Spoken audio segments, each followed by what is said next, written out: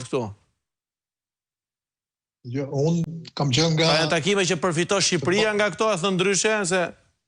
Qartë.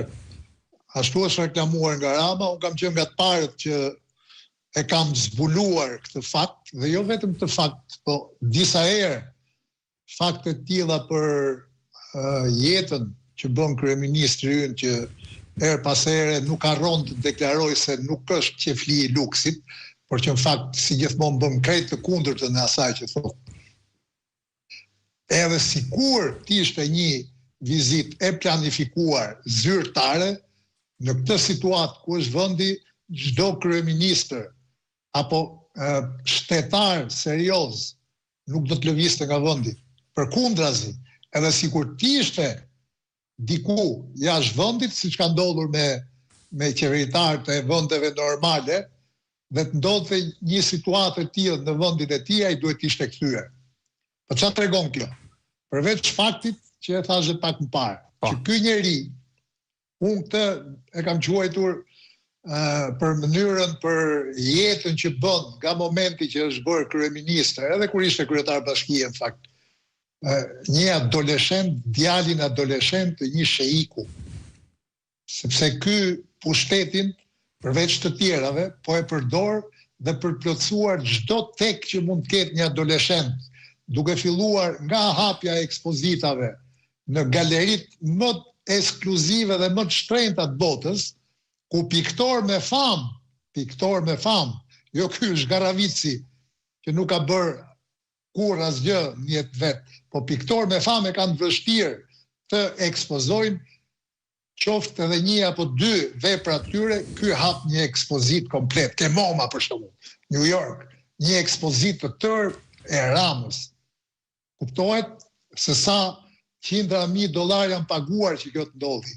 Dhe jo një, po në 10 ekspozita nga më të famshmet në gjithë botën, nga Berlini, në Tokyo, New York e me radhë. Mbase është i detyruar zoti Paloga se ka shumë kërkesa, ka interes për pikturat e zotit Rama.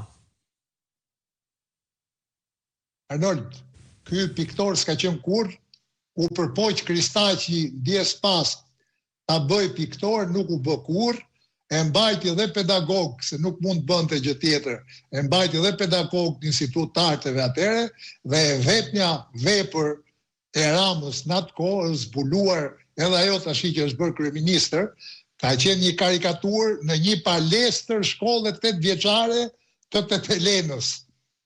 Ajo e ka thonë vetë, se e ka thonë dhe me mburje, ajo ka qenë vepra ime në kohën e realizmit socialist, ku vërtet ti kishe kufizimet e tua, nuk mund të shpreheshe përveç se brenda realizmit socialist, por ky ka qenë nga më banal, domethënë nuk as për mësues vizatimin në shkollë 8 vjeçare nuk ishte. Po ta lëm këtë sepse kjo është pjesë pak e rëndësishme.